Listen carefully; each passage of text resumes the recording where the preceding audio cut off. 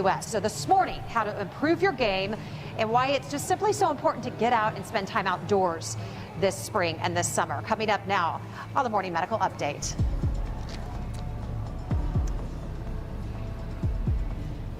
And good morning, everyone. I'm Jessica Lovell. It is Friday, April 8th, and we are live on location out here in Overland Park at our Sports Medicine and Performance Center here with the health system. So glad you are with us. So I want to show you some gadgets and some cool stuff that's going to help you improve your golf swing and your golf game and ultimately keep you healthy. So we're standing here with this net. And this is going to be a way for you to analyze your golf swing. So I'm all geared up here. I'm all strapped in. I've got 4 pieces strapped in. That's going to analyze, Ryan, it's going to actually show me what I'm doing, hopefully right, not what I'm doing wrong. Correct. So nothing like having what you're doing wrong right there on the screen for you. So, and then you can see this little gadget down here. So this technology is going to kind of monitor what I'm doing and tell you how to do it right, I guess, because I'm sure I've been doing it wrong for years and years. But it's not just about fixing your numbers out on the golf course. It's actually about staying healthy in the longevity of playing golf. So making sure that that swing translates into making sure your body is in alignment. So we're going to talk all about that here in just a bit. But we're going to head into the studio this morning and get a check on our COVID count with Dr. Dana Hawkinson. Good morning. Hi. Yeah, enjoy that out there. Hi. Right now, we still have lower numbers of active infections in the hospital. We have 9 active infections with 1 in the ICU, 1 on the ventilator, and 33 in that recovery period. And again, just so that you know, if our numbers change drastically in the next, say, 5 to 6 days or over the weekend, just understand that we are going to be going away and moving away from testing everybody that comes in the hospital with PCR to look for SARS-CoV-2. So some of our active numbers may change. We still will be testing those people that we suspect have illness or if they are complaining of symptoms. All right, Doc Hawk, thanks so much. We'll check in with you here in just a bit. Let's check and see if we have any reporter questions on the line. I think we are good. Alexis, good morning to you also, by the way, there in the studio. Good morning. We'll I'm so excited to get see our your community swing. questions. Hey. I'm sure you are. I'm sure you are. So make sure you get your questions sent in to us on Facebook, on YouTube, and on Twitter, and also at the Medical News Network. We're going to get to those here in just a little bit. But 8% of U.S. People in the U.S. actually consider themselves golfer. Of course, I'm part of the 92%. I can hang. I always say I can kind of hang when it comes to golfing, but we'll see. We're going to find out today. This morning, I'm also joined by Dr. Luke Thompson. He's a sports medicine physician. He treats everyone from the pro elite athletes to our high schoolers, our kids. Good morning to you. How are you? Good morning. Doing well. Good. Are you a golfer? I say that I am, but I probably get out 4 or 5 times a year. Right. Like I said, I enjoy it. You play exactly. You get enough. No pressure. You're not going to Augusta anytime soon. So just as a fan, hopefully. Exactly. Yes. Would that be fun? Okay. So let's just start out. First, help us understand what sports medicine really entails. Sure. So basically, sports medicine is just taking care of the active population. So everybody from young kids and their 5, 6-year-olds all the way up to 80, 90-year-olds that are out doing stuff and want to keep themselves healthy. So you work a lot with pro athletes. You work with the Chiefs when need be, and of course our high schoolers and kids. Even you said as young as 6 years old. What's the same and what's different? Fortunately for us, a lot of things are the same. It's just a different stage. There's very similar injuries on a Thursday or Friday evening at a high school game as there are on a Saturday morning or on a Sunday afternoon, and so we get to use, being a part of this health system, we get to use all our resources to take care of the kids, to take care of the parents, to take care of the elite athletes in a very similar way, just with all the machinery and the technology we have to use. Well, and how important is it to be thinking about injury before they actually happen? We're talking about the golf analysis today, which can help avoid injury. Are parents and our athletes thinking about those things ahead of time now more and prepping and trying to avoid the injuries before they come your way? Yeah, I think they are thinking about it more, but there's still more that we can do. I mean, right. Making sure that you're preparing to use your body in a way that you're asking it to be used is essential.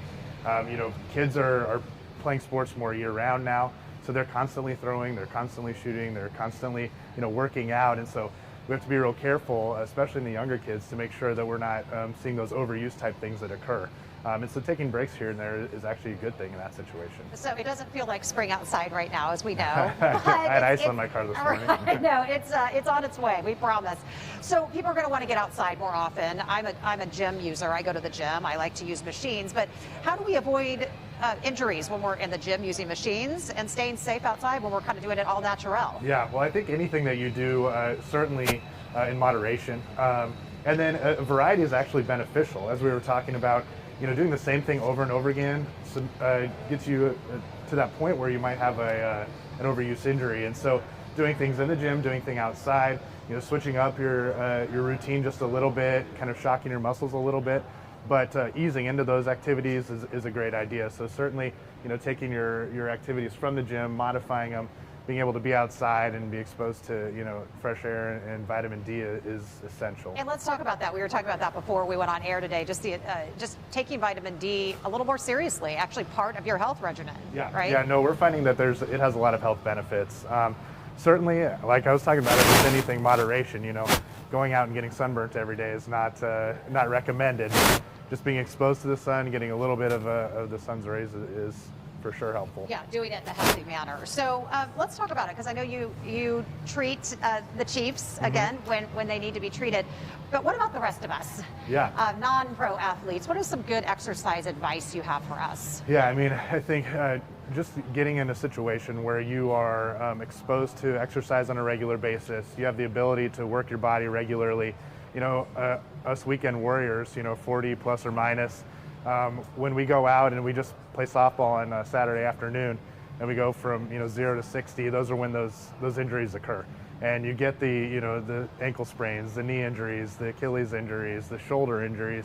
And so making sure that daily you're doing something to train those muscles is the way to prevent injury in a weekend warrior.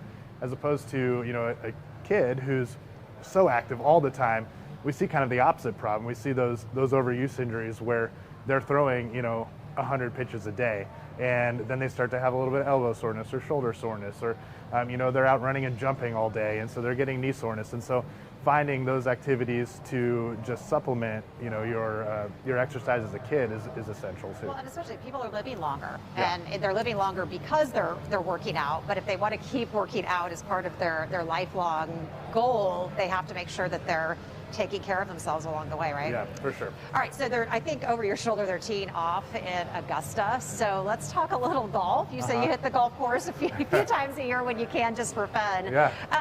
We've always thought of golf as, okay, how hard can that be? We know it's a mind game, but, when Tiger Woods came along, that really changed the sport. And going from, I call it kind of the John Daly days, where people were, cracking open a beer on the golf course and competing, to a real athlete that's actually putting muscle on and really conditioning. Talk us through that, how that's helped the game. Yeah, I mean, I was actually thinking about that the other day before you even said it. When I was watching yesterday, just the shape of the athlete has sure changed since Tiger Woods came in. I was thinking about the Tiger Woods is 46 now, and he could be on the Champions Tour soon, and he still looks like he's in great shape, and had a serious injury, not that long ago. And so, those guys are definitely making sure that their bodies are tuned in a way that's going to give them great strength, great flexibility, and let them hit the ball. Well, now great strength can also, you're hitting so hard that can cause the injuries because you're so well conditioned. Yeah, and as an athlete that's more of a weekend warrior, somebody that goes out and plays golf a couple times a week, keeping your flexibility up and keeping your mechanics good, as you guys are going to look at here in a minute, is essential for minimizing those injuries. But doing it regularly will help keep you from having those acute injuries that occur too. So without doing those stretches and some of those off day exercises that you're talking about, what actually physically on the body, what kind of injury could happen if you're not prepped and ready properly for golf? Yeah, well, there's quite a gamut, but a lot of things that we see are when initial injuries occur that are acute injuries for a golfer, you're talking more about kind of avulsion type things or quick movements that cause abrupt stops. And so if you're swinging, you're hitting into the ground. Or we see some overuse things with regular golfers too.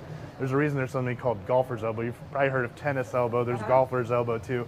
But it's actually just elbow pain on the other side that's from inflammation and overuse. So we do see that as well. But those things occur typically because everything's not just trained quite right. And you have some muscle groups that are strong and some muscle groups that are weak. But if you can strengthen all those muscle groups and have them work together, which is, something you can do here at a performance center like this, that's when you're going to mitigate those injuries. Okay, great advice. Alexis, I'm going to send it back to you because I'm sure our community has questions, whether it be about sports medicine or COVID. If you've got any for us out here, let us know. Will do, Jess. I'm getting excited to see how she performs with her swing. I think she's going to do great. I do. She's hard on herself, but I have a feeling Jess is a good golfer. So I'm here with Dr. Hawkinson, and we've been talking with people and telling you since the pandemic began to spend more time outside, and which is such a good thing, and so many more people are doing that. We also have new variants that are popping up, like BA2. What do you recommend, Dr. Hawkinson, when it comes to protecting ourselves outside with the new variant? Yeah, I mean, nothing has really changed. Continue to be outdoors in those good ventilated areas. Obviously, if you're outdoors, you are. We know that some places have, like if you were to sit down and eat, under tents and things like that, those are still very well ventilated areas. But if you're doing activities outdoors, which we have really promoted since day one, getting out, walking, playing golf is safe. You are outdoors, you are probably going to be 6 feet or more away from somebody, and just with all the air current and things of that nature, you're going to be very safe. But of course, we always need to continue to endorse vaccination, and I think that's very important as well. So continue to be up to date with vaccination. But if you're doing these activities outside, no matter what they are, even if they're team sports, you're going to have very low risk or little risk of infecting others should you be infected or getting infected yourself if you're doing these activities outdoors. Which is great news for golfers. Yeah, because you're absolutely. golfing outside.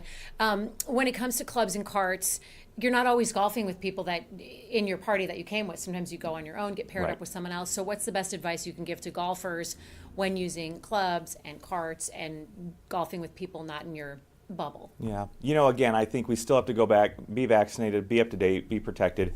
Still, I believe that when you're doing these things outdoors, I know you're going to be in a golf court. You're probably going to be a golf cart close to somebody doing that. You certainly can always wear a mask. If you ever feel uncomfortable, you can always still wear that mask. But for the most part, you are going to have very small amounts of time that you're going to be with that person in that golf cart. And again, with the turbulent airflow that is going on outdoors, you're really going to be very protected and very safe. Do you still recommend wearing a mask if you're with people sitting next to the cart, sitting in the cart together, and it's not someone you live with? Yeah, again, I think we have to take into account what is your level of risk for severe disease. What is your vaccination status? Have you had your booster? Are you up to date with your vaccination? If you are up to date, I truly believe that you should be allowed, and we use that word allowed basically based on your risk for severe disease. You should be able to go out and do those things and get back to some sort of normal sense or normal life prior to like it was prior to the pandemic. So just take into account your risk for severe disease. Understand that if you're vaccinated and up to date with your vaccination, you are going to be very well protected. You certainly can wear a mask, but that is something that you have to judge for yourself and make that assessment yourself. One of the beauties of golf, as we're doing this show surrounded, on the golf theme, is that you can do it at any age. It's one of those lifetime sports. A lot of people who are 70s and older have taken up the game in the pandemic, trying to get outside, do something new. The FDA has recently said that anyone 50 or older should get that second booster shot. So what do you think about the second booster shot for people who are 50 and younger than 50? I mean, when is that going to be allowed? I think just the FDA and the CDC following suit and saying or recommending that second booster for those over 50, I think it's important to understand that there is still a lot of expert opinion which differs. Right. Because we know and understand, and there are some experts who continue to say and believe that if you've had 3 exposures to spike, whether that is 2 vaccinations and a booster or 2 vaccinations and an infection, those 3 exposures provide with enough immune boost and memory B cells and memory T cells that you are still well protected from what? Well protected from hospitalization, severe disease, and death. And that's what those vaccinations are for. And so I think the other thing you have to consider is that those younger populations are less at risk of going to the hospital, Right. of going to the ICU and dying. And so for that reason, right now, those have not been recommended. We knew the FDA met this week to decide how to move forward with recommendations about additional vaccine doses. Nothing is really identified yet. There is no plan yet. Again, we still have to see what the data is, where the trends go. But, you know, for those over 50, and again, take into account your risk and how far you are out from your last vaccine dose. Some of the experts, again, continue to say, well, you still are very well protected against hospitalization. We know that there is some new data from Israel. Some people do have problems with that data, but what it did show that those people that got that fourth dose still were able to protect themselves up to 90% or more against hospitalization as compared to, say, 75 to 80% protection, which is still very good. But if you're dealing with an individual and you can reduce your risk of hospitalization and going to the ICU as much as possible, having treated people before vaccines were available, having treated people now and understanding those who didn't get vaccinated and wondering what they could have done, I'm certainly a proponent of trying to reduce your risk of going to the hospital and ICU as much as possible. One more question for you, and I'm going to combine, we get a bunch of questions on this topic today. Yeah. Specific to this, and people are asking it in different ways. If you got Moderna for your first 3 shots, Yeah. should you get Pfizer for your 4th? And then if you got Pfizer for your first 3, should you get Moderna for your 4th? And I think they're asking this because there have been recent studies and reports that we're seeing on the news that you should mix up that Yeah. final booster to get some extra stuff that you might not have gotten with the first one. Yeah, you know, if you got Pfizer or Moderna, the recommendation is to stick with those. Oh, still those stick with still it. do offer Okay. very good protection, even though, you know, they're all the same. If you have to, and you can, you're because of maybe where you go to get the vaccine, they only have one companies rather than the other. You are allowed to mix and match. Now, if you did get Johnson & Johnson, they do recommend those mRNA vaccines for the boosters. Oh, that's interesting. So your recommendation is not. Yeah, I mean, to the mix and match. Pfizer and Moderna vaccines are essentially the same. There are Got minute differences. So if you got Pfizer, you certainly can stick with that. If you got Moderna, you can stick with that. I know that I've stuck with that one company just because that's what we have here. That's what Got we've it. been given. But if you happen to go to your pharmacy or your doctor's office, they still have the company that you got initially. Go ahead and get that. If they don't, and they have the other one, you're able to get that. You're able to mix and match in that manner. Dr. Hawkinson, I think we're gearing up to go back All out right. to Jess, This will be fun. who's at the Sports Medicine and Performance Center, hoping to improve her golf swing. Jess, can't wait to see it. This is the moment of truth. It really is. It really is. Yeah, we're out here live at the Sports Medicine and Performance Center, where I'm about ready to do a golf analysis where Ryan Sloop, he's the director of the program, he's going to tell us hopefully everything I'm doing right. You know, so, but before we do that, Alexis, I will not make you wait any longer. Take a look at this. I honestly was going through my phone and I found this footage of me out on the golf course. So take a look and then I'll let Ryan decide.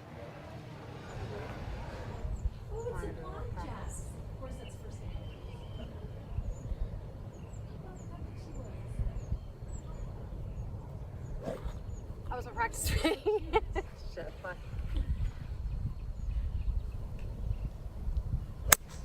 Okay, there you go. Great ball.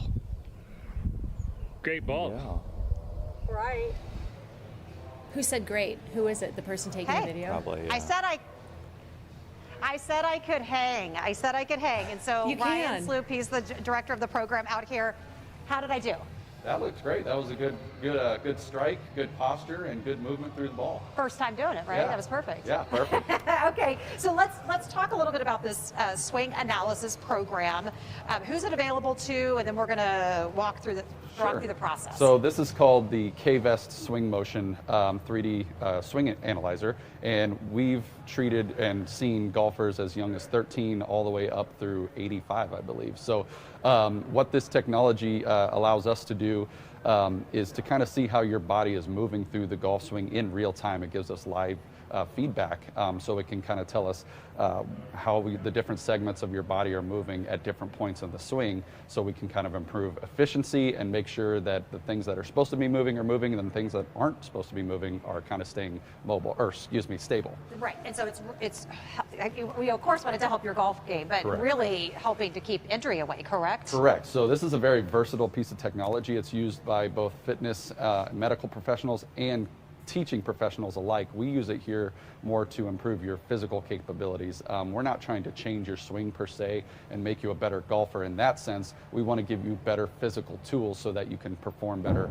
out on the course. So people aren't paying you to help them get to Augusta? Unfortunately not. Okay, all right, because that's a big job. Okay, so can anyone partake in this? Absolutely. Okay. So we have a golf fitness evaluation that's a one-on-one 90-minute appointment, and you can call and schedule anytime. All right, so you got me all hooked up. Yes. Tell 4 points of hookup. Tell Yeah. them what you did So today. we've got 4 Bluetooth sensors that are picked up by our Bluetooth receiver here. Okay.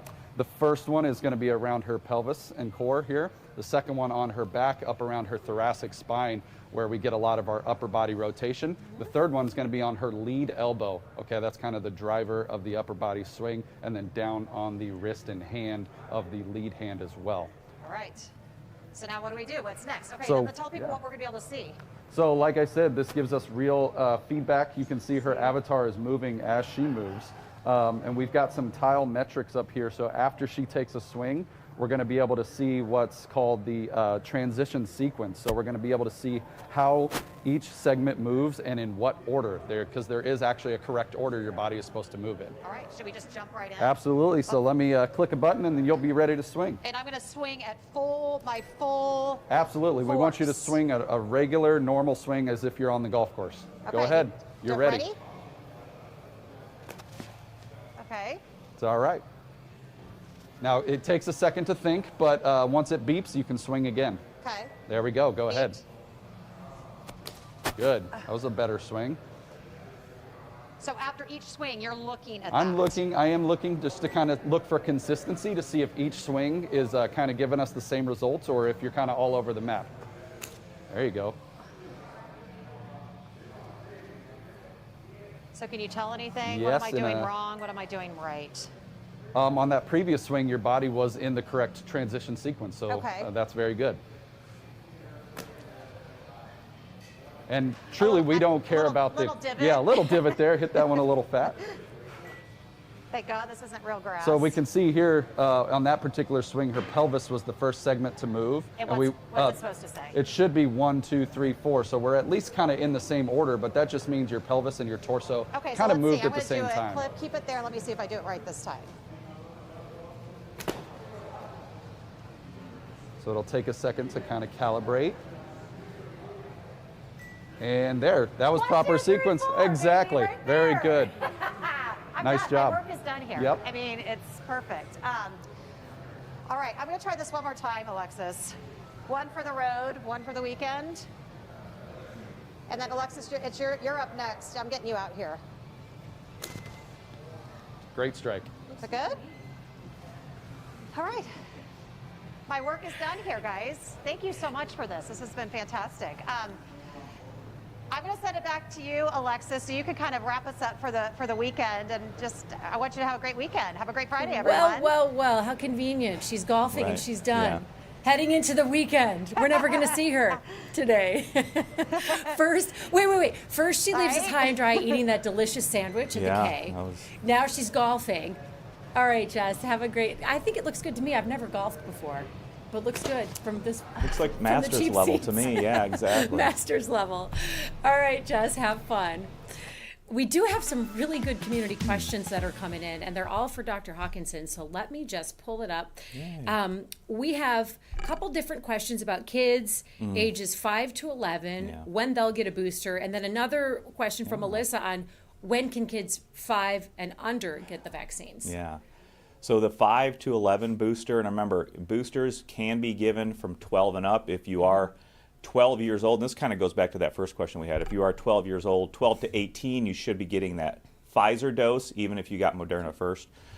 So everybody 12 and up can get a booster. Those kids 5 to 11, there's really been no data and no speaking about exactly when a booster will be available or even if needed. Again, I mean, thankfully, since the pandemic began, we have understood that children do suffer less than the adults or older ages as far as severity and long COVID, but we know they can get all of those things. So, but right now there is really no good information on when 5 to 11-year-olds will be able to get boosters, or even if it's needed as well. When will children 5 and younger be able to get the vaccination?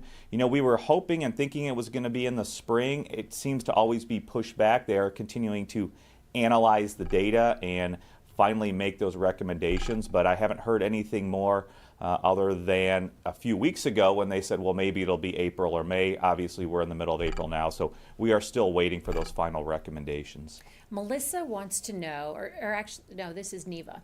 Neva would like a clarification on why the testing is changing, and I think she's talking about here at the University of Kansas Health System, the COVID testing protocol. Yeah, absolutely. I think that's a very good question. I think because it is such a departure from what we've been doing these last 2.5 years. So what we are dealing with now is that overall the cases around the United States are going down.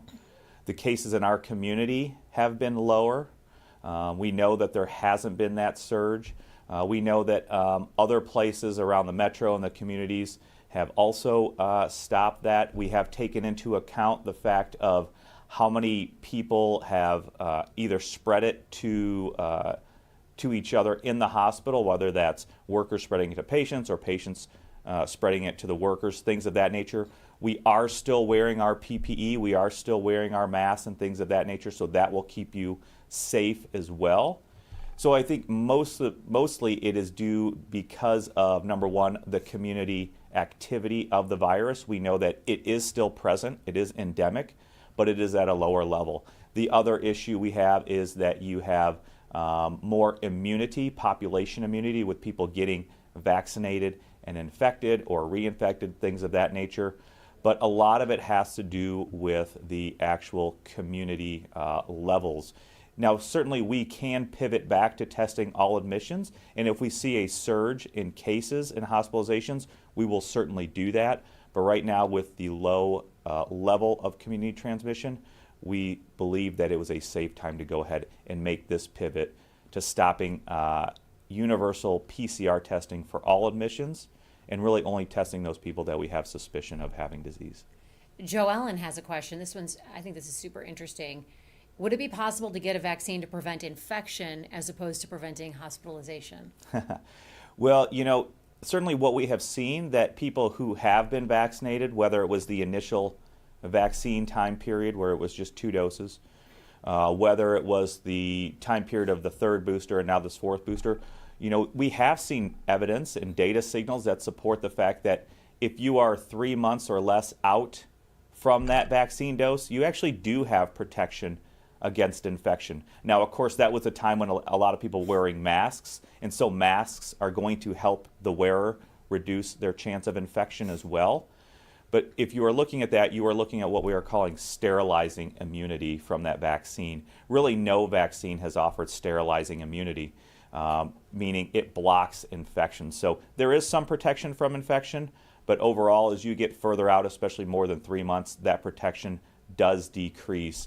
So really what the main goal of almost all vaccines are to prevent those disease states, especially those severe disease states. And that's what these vaccines continue to do very well. Selfish has a question, and I've actually had the same question. Is there any way to tell if anyone in your house has ever had COVID? I'm paraphrasing. Yeah. Cell doesn't think that anyone in their house has had it. Yeah. Is there a test we can take to find out? Yeah, there are. So if you've never been I think we have to understand, are you talking about a household that's been vaccinated or an individual that's been vaccinated or unvaccinated? Certainly, you can, if you have been unvaccinated, you can go to get to your doctor's office or lab and just get a test for the antibodies. Now, if they're negative, that may not mean that you have not been infected, but those antibody levels have waned. So antibody testing, if you've been vaccinated and you want to see if you've ever been infected, you can seek out a lab that tests antibody to N protein, which is just a protein on the virus, which is different from the spike protein. And the spike protein is, of course, what we got from the vaccine.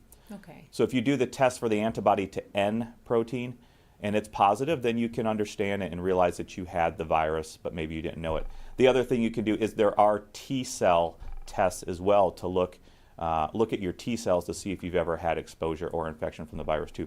Those are a little bit harder to come by and maybe more expensive, but there are ways. But again, nothing is 100%. And you have to understand, have you been vaccinated in the past, or are you unvaccinated as well? So you'd have to go looking for those tests. You would, yeah. But there are ways to see if you've ever been exposed or infected, for sure. I think Jess wants to touch base with us one more time. She's out in the field practicing her golf swing. Jess, what's going on? Well, we're just back. I just wanted you to watch and take note. Oh, okay. So you could, yourself know the perfect golf swing. Okay. I mean, I really don't even need any analysis. I think Ryan's going to hire me just to, do my thing out here. Ow. Okay. Uh-oh. So I just want to. Man down. Fun, actually. Hernia. So. Hernia. So, okay, I'm going to send it over to Dr. Thompson just for a quick final thought about just, everyone getting out and staying safe and staying active. Yeah, for sure. I might be in the danger zone here. Yeah. I wouldn't recommend standing in this location when you're next to a golfer, but she's got a pretty good serve, so I think we're in good shape. But, for sure, getting outside, the weather's, I think, going to get nice here. Making sure you're eating healthy, drinking plenty of water. That's going to prevent you from getting any type of injuries or at least help.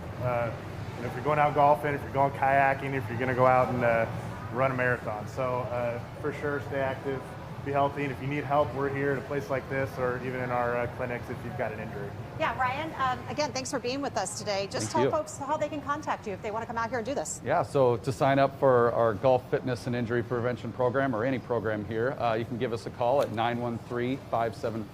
All right, I'm just checking to see. Hold on. Ooh, not good. That one was a little out of sync. Ooh, out of sync. Okay, I'm going to stay here and get in sync. All right, guys, I'll send it back to you. Have a great weekend, guys. Well. She told us to take note. Right. And she's out of sync. I like this. I spoke too soon. I think it looks great.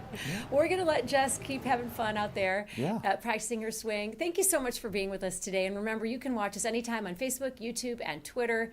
Have a fantastic weekend. We will see you right back here Monday at 8 a.m.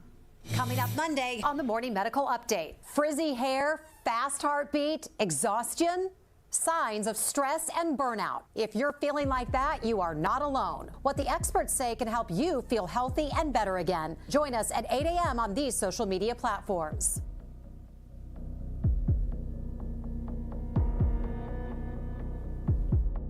Subscribe to our Morning Medical Update and Open Mics with Dr. Stein's podcast. Now, everywhere podcasts are available.